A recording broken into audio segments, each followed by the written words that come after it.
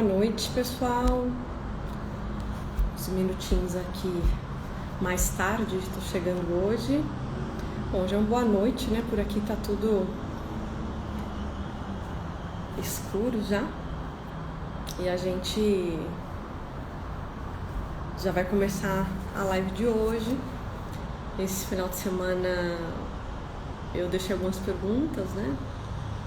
Pro pessoal, se nutricionista precisava saber cozinhar ou não. E pedi também para deixar uma pergunta, né? Deixei uma caixa de pergunta.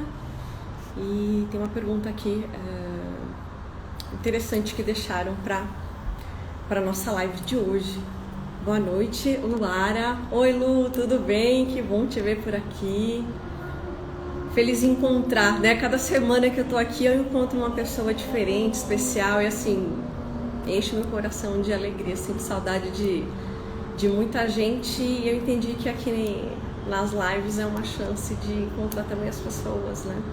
Sinto falta desse contato, continuo confinada, trancadinha aqui na minha casa, evitando, né? Graças a Deus eu já fui vacinada, mas continuo aí com os cuidados. Bom, na live de hoje eu vou falar do nutricionista em Wuhan.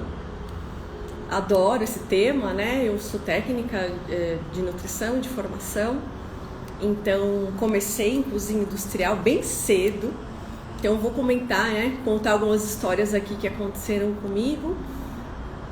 Falar um pouquinho depois, né? Como eu entrei na área hospitalar, existem algumas diferenças, né? Algumas delas bastante aí importantes.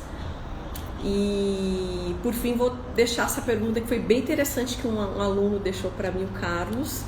Ele me perguntou o que um nutricionista precisa fazer assim que entra para trabalhar numa cozinha industrial sendo RT, né? Então, dependendo do tipo de serviço, é obrigatório ter um nutricionista, né? Então, normalmente as escolas, os hospitais, serviços de alimentação, a gente precisa. Boa noite pessoal que está chegando. Rodrigo, seja bem-vindo. Obrigada, gente. Amanda também.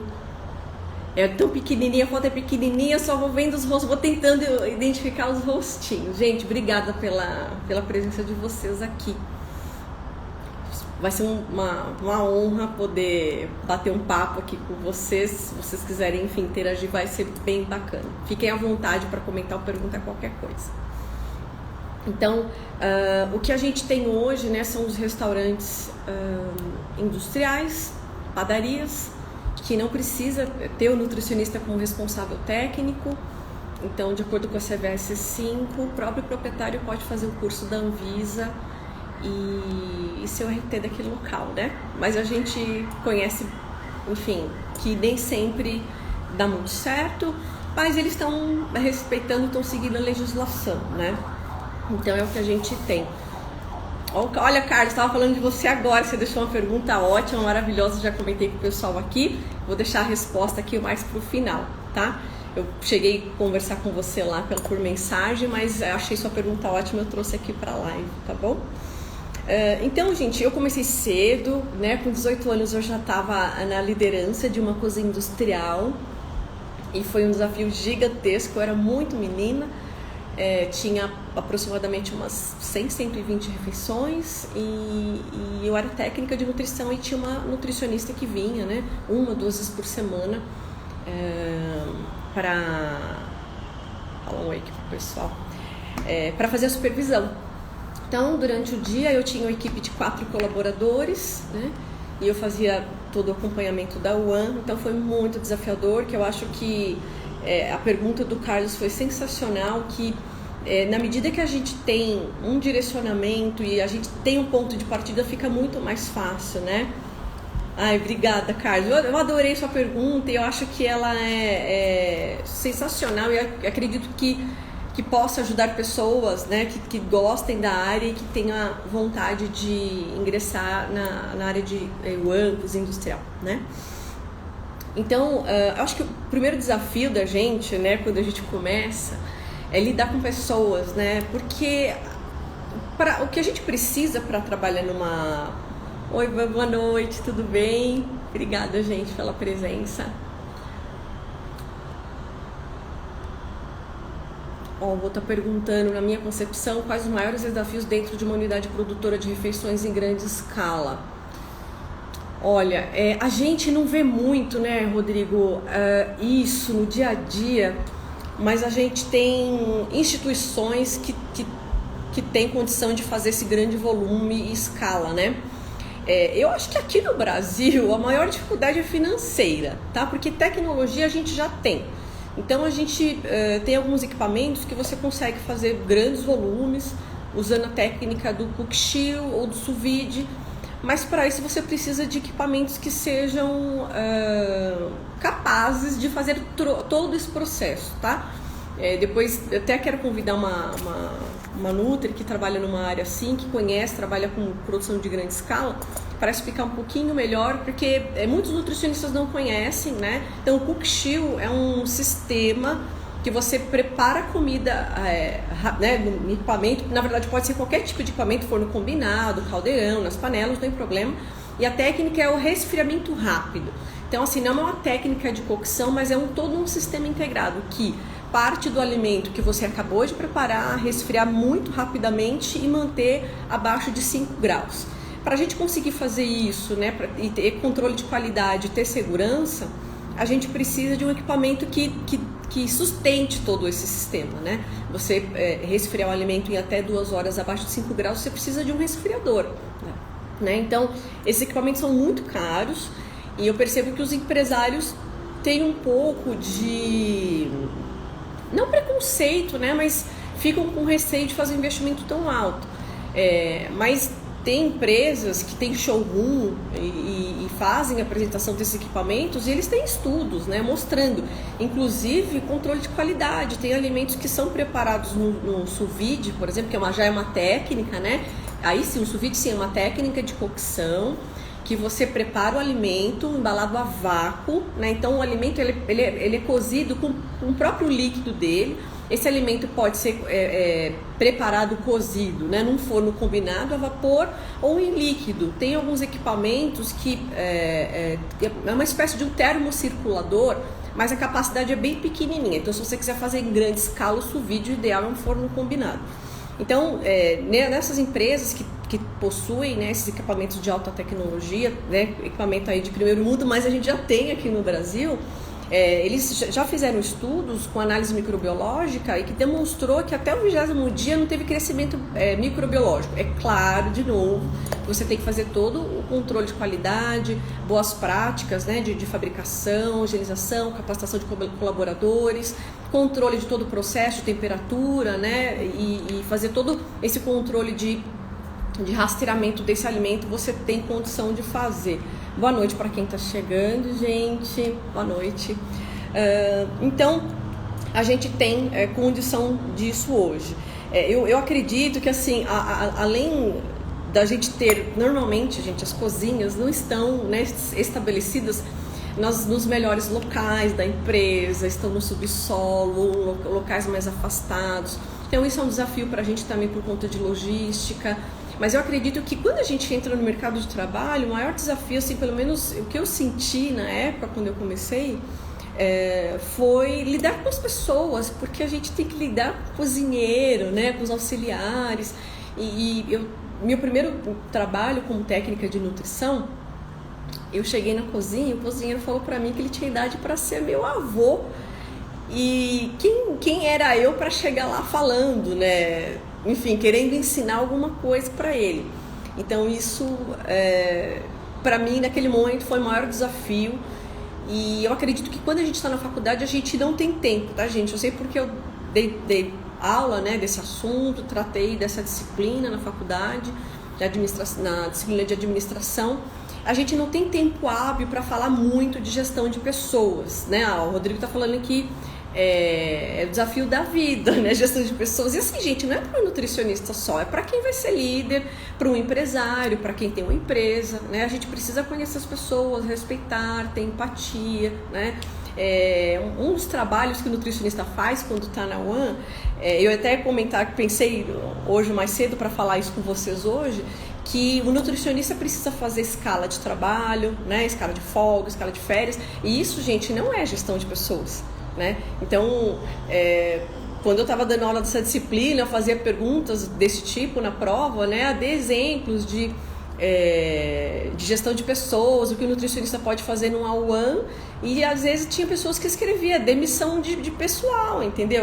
Admissão e demissão, gente, isso não é gestão de pessoas, né? É uma parte do trabalho administrativo, mas isso não é gerir pessoas. E isso não é fácil, é um desafio enorme.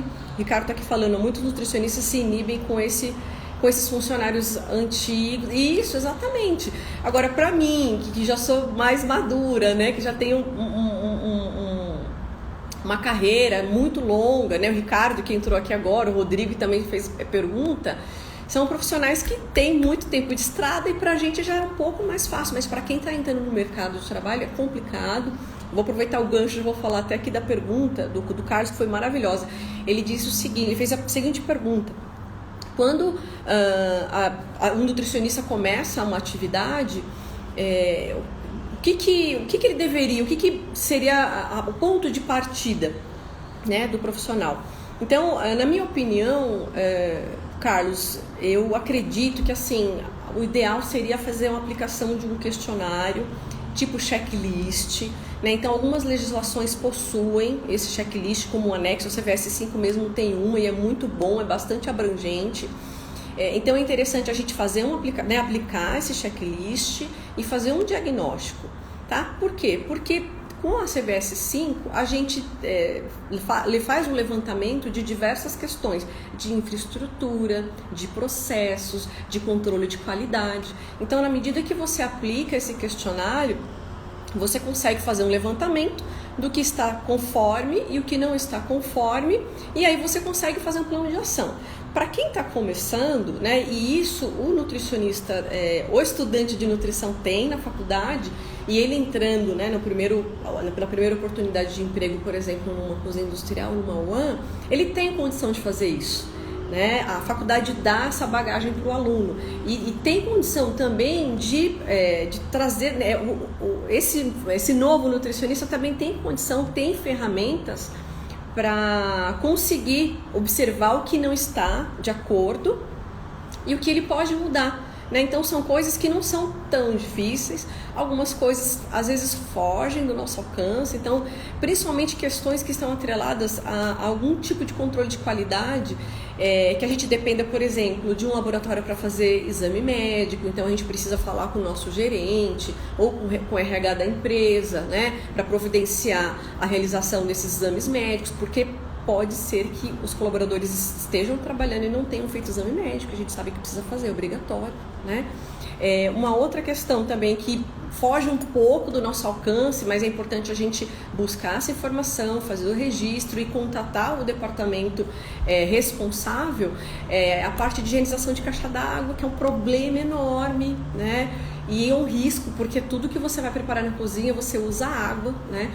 E salvo alimentos que você vai passar pela cocção, e então se tiver alguma bactéria, alguma coisa ali, o calor pode eliminar, se for uma bactéria, um perigo biológico que a gente diz, ok, mas pode ser um perigo físico, então a gente precisa fazer a higienização da caixa d'água a cada 6 meses, fazer análise de microbiológica da água a cada 6 meses também, e isso não foge da nossa alçada enquanto responsável, mas a gente não consegue fazer sozinho, a gente depende de um departamento responsável, mas o que tange a processo, o que está inadequado, vou dar um exemplo, amostras, né? Então, por exemplo, se você está fazendo o seu checklist e você vai checar as amostras e você percebe que está faltando amostra de alimento, então o Nutri, ele tem condição de corrigir isso, né? Então ele tem bagagem, ele tem responsabilidade sobre isso e tal, o alcance dele é da alçada dele. Então, quando a gente depende de outras áreas, isso é um... Oi, Ju, tudo bem? Boa noite, seja bem-vinda. Boa noite, Simone, quem foi chegando. Se vocês quiserem fazendo algum comentário perguntando, vamos lá que a gente vai interagindo. Então, o que é mais difícil, né, na minha experiência, que em alguns locais eu fui encontrando, é quando a gente percebia alguma não conformidade e eu precisava ali de um outro departamento. Então, eu preciso, por exemplo, contratar uma empresa para fazer a higienização da caixa d'água, eu preciso contratar uma empresa para fazer a análise microbiológica da água, para garantir que aquela água está saudável, para você preparar uma bebida, uma mamadeira, se você estiver no hospital, por exemplo, né? Sucos, enfim, tudo que você prepara para os seus clientes, seja na UAN, seja numa cozinha hospitalar. Então, e eu digo o seguinte, que eu acho que é uma coisa bem importante, que isso a gente só vai aprender depois que a gente está trabalhando, que assim, é importante a gente registrar, porque às vezes a gente pede para o RH, para fazer o contato com essa empresa, fazer um contrato com o laboratório, né, para o colaborador fazer o exame médico. A gente às vezes entra com um departamento de qualidade ou um departamento até de manutenção. Já trabalhei em locais que era manutenção que providenciava esse contato com a empresa que ia vir fazer a limpeza da caixa d'água, por exemplo. E às vezes esse processo é moroso, né? Às vezes esses profissionais, eles não entendem a urgência, então é importante a gente falar de legislação para eles também. O Ricardo tá falando, aproveitem que o Ricardo tá falando, obrigada, Ricardo, querido, obrigada. Boa noite para quem tá chegando, Diango, tô falando, a gente vai fazendo live, a gente vai encontrando as pessoas queridas, tô super contente de encontrar vocês aqui. Obrigada, gente, por vocês estarem aqui. Então, uma coisa que é bem importante, gente, porque quando a gente assume um serviço, seja ele uma UAN ou uma cozinha de hospital, a gente é responsável técnico, a gente assina um documento no CRN, né? Tem algumas implicações, a gente pode responder, né, criminalmente, às vezes, se tiver algum problema, alimento vencido. É uma coisa muito séria, né? Então, não é nem a legislação CVS 5, a 2619, a 216 que trata dessa questão. O nutricionista pode ir preso? Pode, gente, isso é super importante, é perigoso, é sério, né? Então, assim, é uma lei do Código de Defesa do Consumidor, né? Então, a gente ter alimento vencido estocado infringe, né, um dos artigos do Código de Defesa do Consumidor que você leva, né, algum tipo de alimento inadequado, né, você pode contribuir aí com algum tipo de problema na saúde do consumidor. Então, é uma relação dessa maneira, só para tentar explicar um pouco mais didaticamente, né? Então, a gente não pode ter alimento vencido. Então, o que eu tinha comentado, né, acho que só para fechar essa linha de raciocínio, então, olha, análise de caixa d'água, eu não falei um outro item importante, falei a análise da limpeza da caixa d'água, análise da água, desinsetização. Normalmente a gente precisa de um parceiro, um outro departamento, né, com a gestão da qualidade ou a própria manutenção do local que você trabalha, para fazer o contato com essa empresa, para fazer esses serviços. Então, gente, o que é importante o nutricionista fazer? Registra tudo. Tudo que você for solicitar, faça por e-mail, né? Se você tem documento, por exemplo, fiz o checklist e você tem um diretor, você responde, por exemplo, para um gerente, entrega a cópia desse checklist para ele, pede para ele assinar, né, que você fez esse checklist, fez uma lista de não conformidades. A gente não pode assumir essa responsabilidade sozinha, até porque nem tudo é da nossa alçada. É claro que o que for da nossa alçada a gente vai resolver. Eu dei o exemplo das análises, das amostras, né? Então, no estado de São Paulo, a gente precisa ter todas as amostras daqueles alimentos que foram preparados e não foram consumidos imediatamente. Normalmente em UAN, em hospital, a gente prepara e as pessoas consomem depois. A gente tem até legislação que o alimento, né, dependendo da temperatura que ele pode ser consumido em até 6 horas, ou se não em até 1 ou 2 horas, dependendo do tipo de alimento.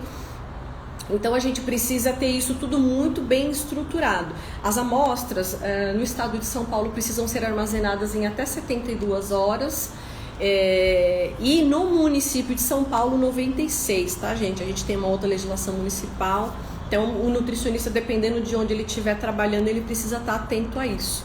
Deixa eu ler aqui que o pessoal foi comentando, só para eu não perder a linha de raciocínio.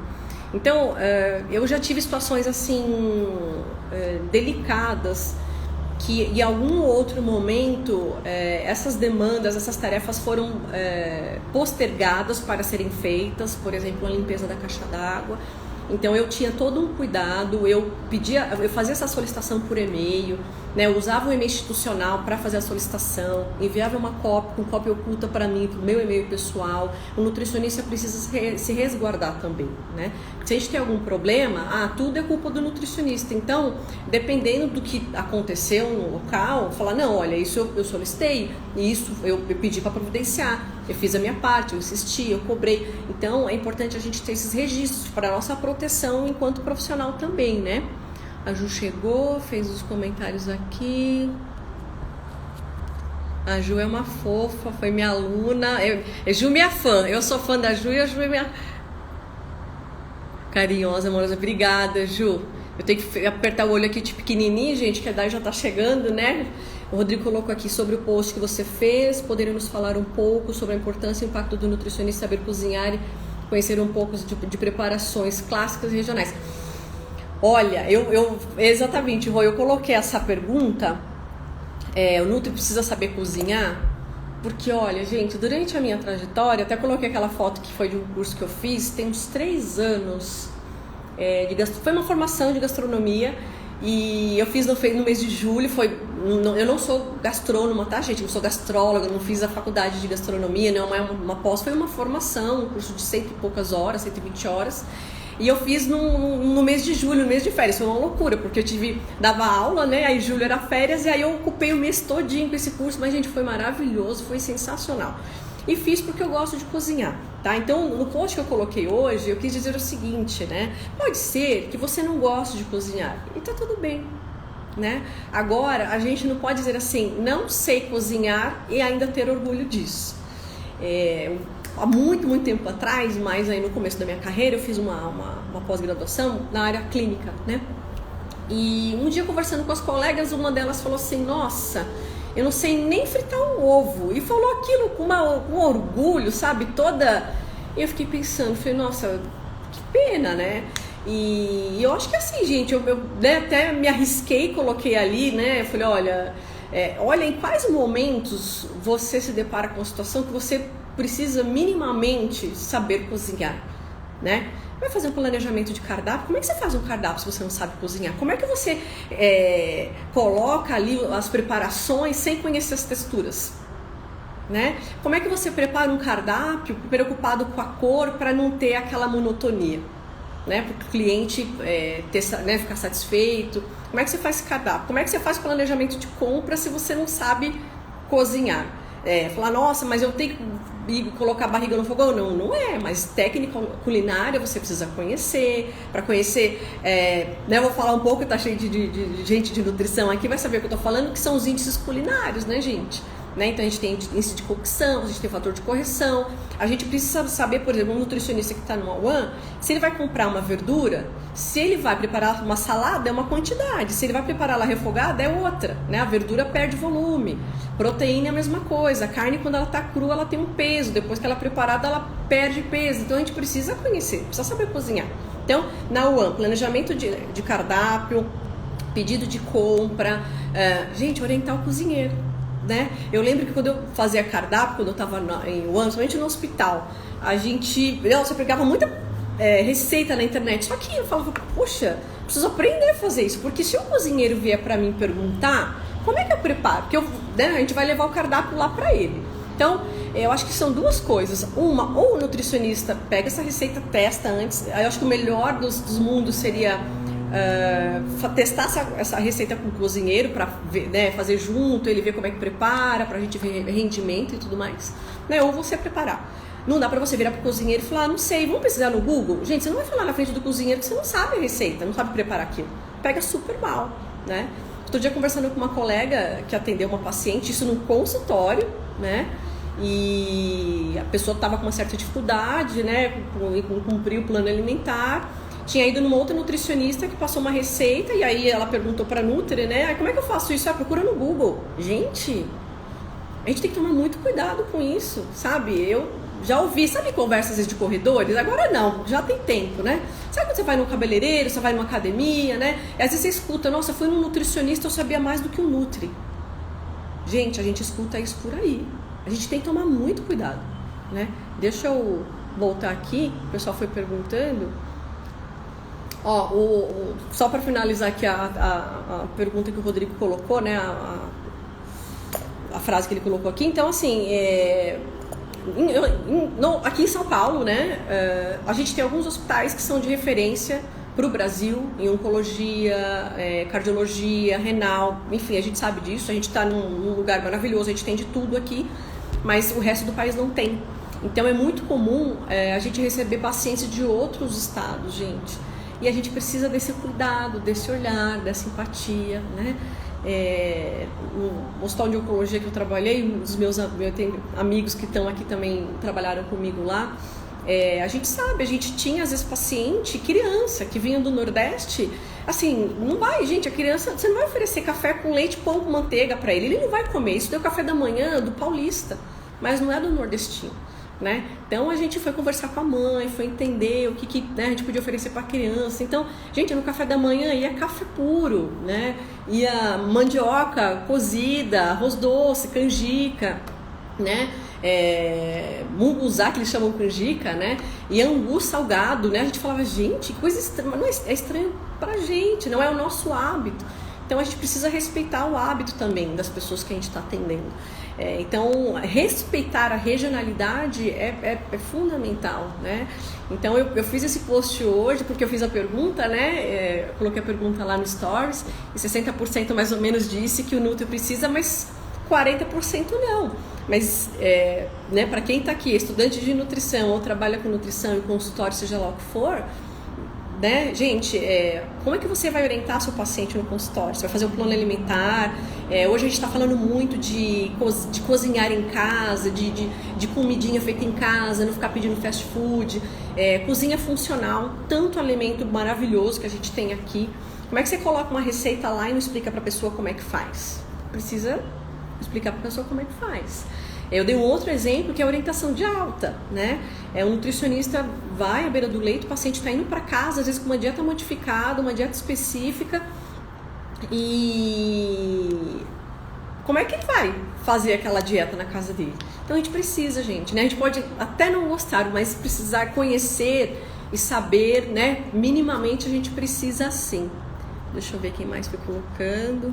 A Célia colocou: aprendi com uma ex-chefe antiga de profissão que devemos fazer certas coisas para saber cobrar, e hoje concordo com ela. A gente precisa saber exatamente.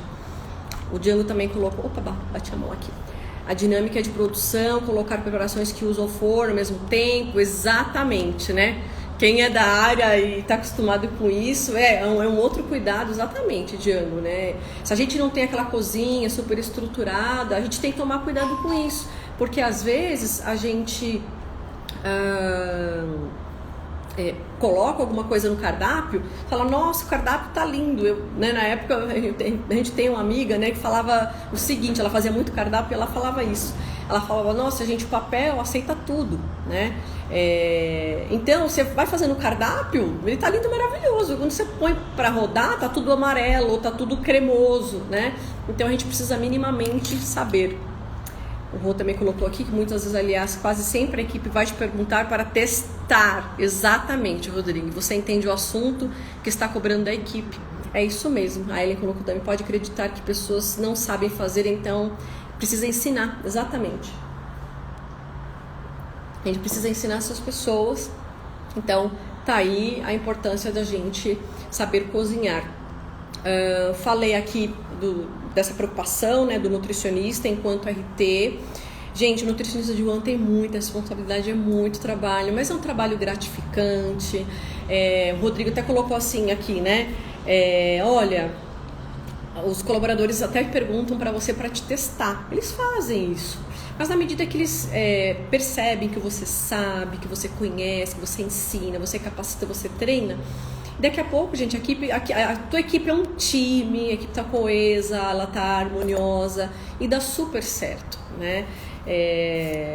Um trabalho que o Nutri de UAN também tem que dar um pouco de atenção é a gestão de pessoas, né, gente? Gestão de pessoas não é fazer admissão de colaborador, não é fazer escala, né, de férias e folga. A gente precisa conversar com as pessoas e tem uma questão que eu falo muito, né? Eu falava para os alunos quando eu estava dando aula, Hoje eu tô reclusa, eu tô só cuidando da família, gente, não tô mais lecionando nesse momento, eu fiz essa escolha. Mas dando aula para os alunos eu dizia isso, o seguinte, né? A gente precisa ter um pouco de empatia com o colaborador e pensar o seguinte, gente, por que Nutri do One acha que tem sempre que ficar dando treinamento de boas práticas para o colaborador? Higienização de mãos, gente, o colaborador ele sabe que ele tem que lavar a mão. Mas assim, a gente precisa fazer ele entender que qual é a missão dele naquele serviço de alimentação. É só preparar comida, né? O filhote entrou, tá chegando aí. Boa noite, gente, para quem tá chegando. Boa noite, obrigada por vocês estarem aqui. Deixa eu ver o que mais o pessoal colocou. Exatamente, aí eu já tinha lido. A Ju tá colocando no Ceará, tem crianças que gostam de colocar na bolacha salgada e bolacha doce em vez de manteiga, colocam nata. Exatamente, e gente, a gente precisa ter um pouquinho de sensibilidade, né, vindo aqui para a cozinha dietética agora um pouquinho, que o Nutri One também trabalha em cozinha hospitalar. A gente precisa ter um pouco de empatia, né, com o paciente. Tive uma colega que uma vez sofreu um acidente, teve uma fratura de braço e ela estava com dificuldade, né, uma mão só para se alimentar, e ela recebeu uma laranja com casca de sobremesa, gente, ela não conseguia descascar a laranja. Então são complicadas essas coisas, a gente precisa tomar um pouco de cuidado, né? Ricardo também colocou saber valorizar do chefe ao talvez auxiliar de cozinha, né? Então, só resgatando essa questão da capacitação do colaborador, de gestão de pessoas, junto com a minha equipe, a gente chegou num momento que a gente fez um cronograma de treinamento, sabe? A cada 15 dias, a cada 20, tem período que dava para fazer uma vez por mês, mas a gente mesclava. Então, uma vez era uma capacitação, um treinamento técnico, que a gente falava de capacitação técnica, né? Aquela que o colaborador precisa conhecer, parte de higiene de mãos, enfim, aí a gente usa criatividade, né? Usa placa de agar para mostrar para ele que os micro-organismos crescem, enfim, uma série de alternativas a gente usa. Mas é importante a gente mesclar com outras atividades. Então você pode fazer uma capacitação de treinamento ao cliente, de atendimento ao cliente. Uma outra coisa que eu gostei muito e que a experiência foi maravilhosa de fazer com a minha equipe, a gente fez uma espécie de um clube de leitura. Isso tem muito tempo atrás, tinha uma outra amiga, né? Coisa de 20 e poucos anos atrás aí, a gente começou a fazer, gente, período de... no horário do treinamento, deixa eu só voltar aqui. Bom, daqui a pouco acho que ele volta, tem gente...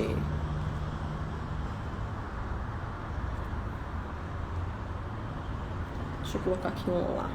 Pronto, acho que ele voltou. A gente começou, gente, a introduzir meditação. E assim, você não precisa de 1 hora, você não precisa parar a equipe 1 hora para fazer qualquer atividade, né? Ginástica laboral, enfim. A gente começou a fazer isso 10, 15 minutos, né? Não é todo dia, gente. Então assim, você faz isso a cada 15 dias, a cada 20, ou uma vez por mês, dependendo do tamanho da tua equipe, da tua demanda, né? Às vezes no hospital a gente tem muita coisa. A gente fazia, então, 15 minutos de meditação, a gente levava um radinho, colocava uma música calma, tranquila, pedia para o pessoal fechar os olhos, né, pensar um pouco em si. A gente tem que pensar que, normalmente, o pessoal que trabalha em cozinha industrial, gente, eles levantam de madrugada. Eu já tive colaboradores que acordavam 2, 3 horas da manhã, porque precisavam sair às 4 de casa para entrar às 6 no hospital. Então, assim, imagina a cabeça dessa pessoa, né? São pessoas, às vezes, né, de baixo intelecto, a questão social é bastante delicada, tem pessoas que são muito sofridas, né? Então, a gente pode fazer gestão de pessoas desse jeito, intercalando, né? Faz um treinamento técnico, um dia leva um poema para ler para eles, e eu acho que é muito importante eles perceberem que a gente se importa com eles, né? que o Nutri está pensando, que o Nutri está olhando para esse colaborador. Então, e isso também é gestão de pessoas, entre outras questões, porque, por exemplo, se sua equipe está coesa, o time está redondinho, né, você pode talvez usar até a sua escala de trabalho como uma estratégia. Por exemplo, você pode dar uma folga a mais para o dia do aniversário daquele colaborador. Falar, olha, no dia do seu aniversário você vai ter uma folga a mais, né? Mas a equipe tem que estar muito madura, né? Bastante estruturada para conseguir fazer esse tipo de coisa, tá? Não dá para sair fazendo isso, só tô dando um exemplo.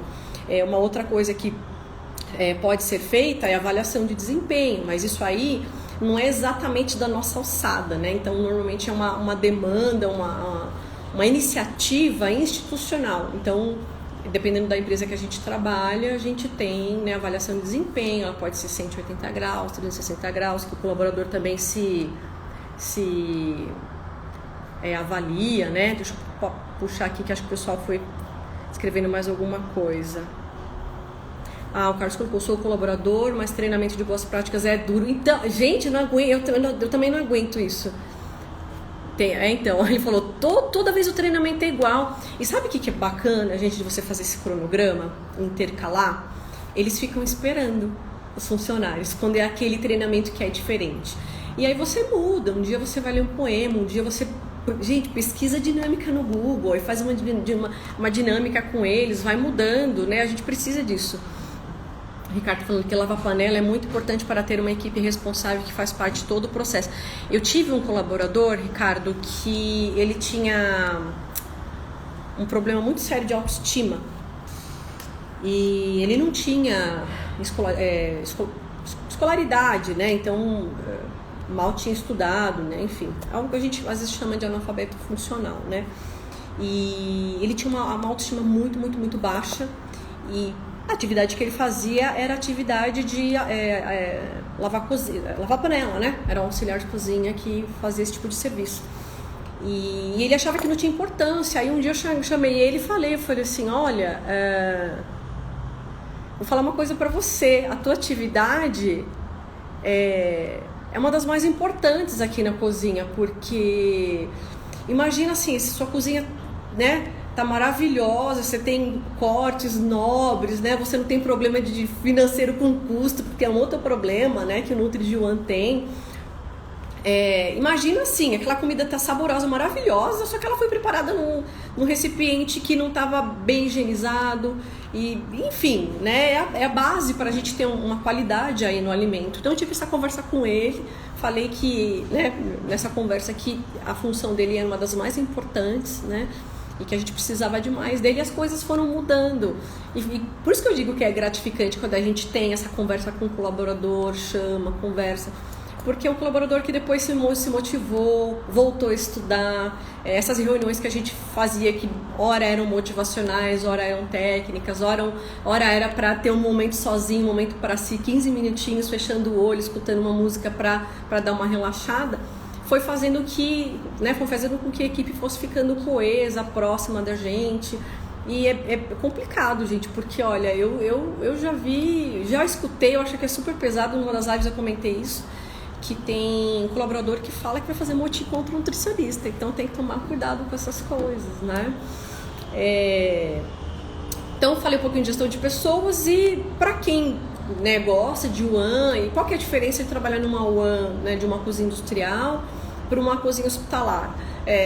O que muda basicamente é que a gente tem a cozinha dietética, e aí a gente é uma cozinha separada da cozinha geral, então a gente tem duas cozinhas. Nessa cozinha dietética a gente prepara as dietas específicas e aquelas dietas modificadas, né? Tem mudança de consistência. Se vocês me perguntarem, mas e aí, tem que elaborar um manual de dietas? Tem que elaborar um manual de dietas. Isso normalmente é feito com a nutricionista de clínica, junto com a nutricionista de produção, né? Normalmente depois de pronto esse manual, e assim, manual de dietas, gente, ele é igual ao manual de boas práticas, não tem pronto na internet. Até tem, algumas instituições publicam, você encontra PDF na internet, mas o manual de dietas ele precisa ser específico para o hospital que você está trabalhando, né? Então, em uma das lives anteriores eu cheguei a comentar isso, que o que é importante quando a gente vai trabalhar no hospital? Conhecer o perfil epidemiológico da nossa clientela, né? Eu acostumei falar cliente, porque a gente trabalha muitos anos e a gente parou de falar essa palavra paciente, porque o paciente de paciência ele não tem nada, né, gente? Então, para mudar um pouco o olhar desse cliente que a gente atende. Então, a gente precisa conhecer o perfil epidemiológico, cheguei a comentar em lives anteriores, né? Então, por exemplo, se a gente vai trabalhar numa maternidade, manual de dietas de uma maternidade completamente diferente de um hospital oncológico, que tem grandes cirurgias, né? O paciente faz uso, às vezes, por bastante tempo de dietas modificadas, com consistências diferentes, dieta integral, enfim. Então, não tem manual pronto, precisa desenvolver um manual. Normalmente o cardápio é feito pelo Nutri de produção, baseado no mapa de dietas, e aí a gente sempre parte da dieta geral, né? O nosso ponto de partida para fazer o cardápio, seja ele semanal, quinzenal ou mensal, o nosso ponto de partida sempre é a dieta geral. E aí a gente vai fazendo o desdobramento, dependendo da necessidade do hospital, né? Dependendo da complexidade que é esse hospital, aí a gente vai ter dieta branda, leve, pastosa, líquida, hipossódica, diabética, enfim, baixo resíduo, de acordo com a necessidade do paciente. A gente pode ter o lactário, né? Banco de leite eu não, nunca tive experiência, mas com lactário tive em 2 hospitais diferentes, 2 grandes hospitais, um público e um particular. Normalmente tem um nutricionista só para cuidar do lactário também, às vezes esse nutri pode ser até um nutri clínico que cuida da pediatria e fica responsável também pelo lactário, precisa fazer o cálculo das fórmulas, né, de consistência, de diluição dos leites, então é o papel aí do nutri. Deixa eu ver o que o pessoal foi colocando aqui. O Felipe colocou, se colocar a colher na boca e voltar para a comida faz, Felipe, obrigada pela pergunta. Não pode, tá, Felipe? Normalmente a gente, em cozinha profissional, a gente tem algumas técnicas, é importante a gente fazer. A gente, uma técnica que a gente utiliza, né, que é experimentar os alimentos para ver se tá boa a consistência, por exemplo, se você trabalha em um hospital e é uma dieta branda, porque o arroz precisa estar um pouquinho mais cozido, é diferente de um arroz de uma dieta geral. Para vocês saberem e ter uma ideia, a dieta geral é a dieta que a gente come na casa da gente, igual a gente vai no restaurante, né? Mas as outras dietas mudam a consistência, então a gente precisa experimentar para ver se está boa de sal, porque, né, a comida não pode estar muito salgada no hospital. Nutri de Yuan, que trabalha na cozinha, na produção do hospital, tem que tomar cuidado que assim, a gente não pode fazer toda a comida da cozinha dietética sem sal, né, e depois vai colocando um pouquinho de sal por cima, porque fica muito ruim, os pacientes reclamam muito, né? Então a gente experimenta assim, e normalmente assim, cada local tem uma técnica, né? Então tem locais que usam alguns copinhos descartáveis, tem local que usa a própria colher de inox, né? Experimenta e depois já põe para lavar, não volta, né, no recipiente, porque não pode por conta de contaminação. Bom, gente, falei bastante, né? Deixa eu ir ver se vocês querem comentar mais alguma coisa aqui. A hora passou super, super rápido. Só para o Instagram não cortar aqui, eu deixar de me despedir aí e agradecer a presença de vocês. Obrigada, Karen. Obrigada, ai, que bom. Ai, fico muito feliz, adoro falar disso, né? E nas aulas nem sempre dava, na medida que eu tinha, né, que tinha a ver com a aula, eu conseguia encaixar alguma coisinha ou outra, né? O Rodrigo tá falando aqui, copo de degustação, pelo amor de Deus.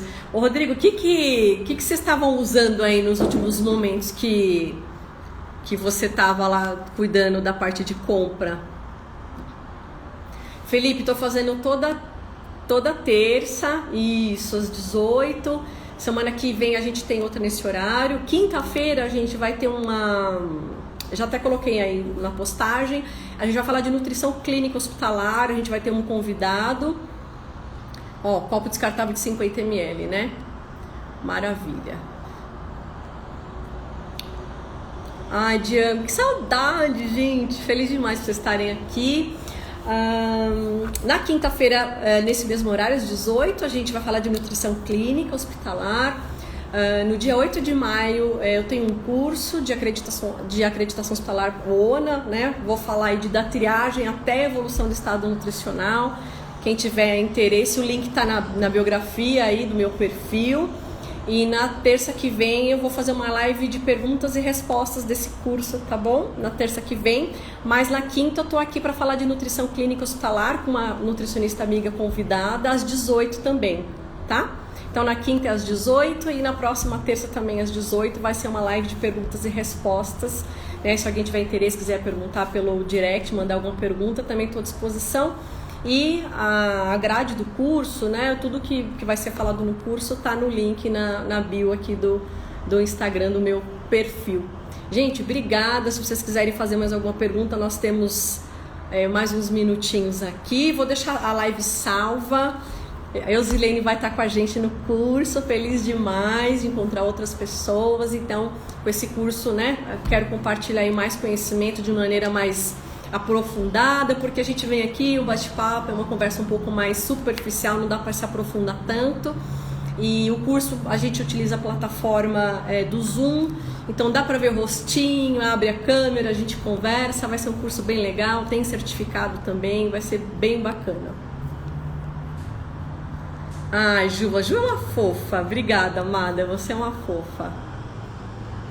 Ah, quero falar, obrigada, Diego, vou te chamar pra gente conversar, pra gente marcar, maravilha, ó, tô falando que isso aqui é lindo, maravilhoso, demorei, viu, gente, pra vir fazer live, e aí desencantei, acabou que deu certo e eu tô aqui, quero estar com vocês aqui toda terça-feira às 18, e depois eu vou fazer uma caixinha lá de pergunta, uma enquete, se esse horário é bom, se as pessoas preferem um tiquinho mais tarde. Eu acabei escolhendo esse horário porque quem estuda, né, acaba entrando às 19 e agora tudo é online, né, gente? Então eu sei que a live o pessoal vai assistindo durante o trajeto para casa, no metrô, no ônibus, onde tiver, até conseguir chegar em casa para assistir a aula, quem é estudante, né? Quem está estudando ainda, fazendo o curso aí de nutrição. Gente, obrigada de coração. Ai, passou muito rápido, foi ótimo. Vocês foram fazendo perguntas e eu também falo bastante. Foi maravilhoso, nem vi a hora passar. Mas quinta-feira eu tô aqui de volta, tá? Venham todos, convidem aí os amigos, né? Quem tá estudando nutrição, quem gosta de nutrição clínica.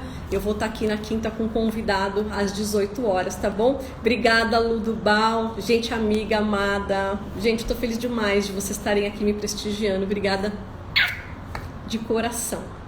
Fiquem com Deus, obrigada. Até mais, até quinta. Passou muito rápido, né? Vejo vocês quinta, apareçam, venham.